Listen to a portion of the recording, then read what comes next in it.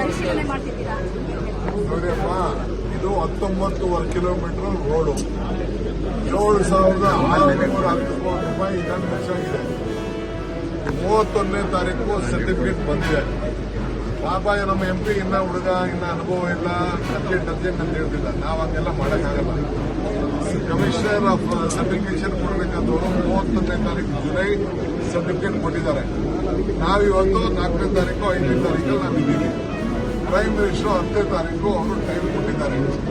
ಇದನ್ನ ನಾವು ಈಗ ನಮ್ಗಿನ್ನ ಮೆಟ್ರೋ ಇಂದ ನಮಗೆ ಇದು ಏನು ಸರ್ಟಿಫಿಕೇಶನ್ ಇತ್ತಲ್ಲ ಅಲ್ಲಿವರೆಗೂ ನಾವು ಅದನ್ನ ಮಾಡೋಕ್ಕಾಗಲ್ಲ. ಈಗ 3 ರೈಲು ಮಾತ್ರ ಬಂದಿದೆ, ಇನ್ನೊಂದು 10ನೇ ತಾರೀಕು ಬರ್ತದೆ. ಅದನ್ನ ರೆಡಿ ಮಾಡೋದಕ್ಕೆ ಒಂದು ವಾರ. ಈ 3 ಫ್ರೀಕ್ವೆನ್ಸಿ ನಾವು ಆ್ಯಡ್ ಮಾಡ್ತಿದ್ವಿ. ಇದು ಎಲೆಕ್ಟ್ರಾನಿಕ್ ಸಿಟಿಗೆ, ಹೊಸೂರು ರೋಡ್ಗೆ ಎಲ್ಲ ಅನುಕೂಲ ಆಗುವಂಥದ್ದು. ಎಲ್ಲೋ ಲೈನು ಬಹಳ ಇಂಪಾರ್ಟೆಂಟ್. ಸೊ ಅದಕ್ಕೆ ಪ್ರೈಮ್ ಮಿನಿಸ್ಟರ್ ಅವರು ಈ ಮಧ್ಯದಲ್ಲಿ ಭಾನುವಾರ ಬಂದು ಇನಾಗ್ರೇಟ್ ಮಾಡಲಿಕ್ಕೆ ಒಪ್ಕೊಂಡಿದ್ದೀವಿ.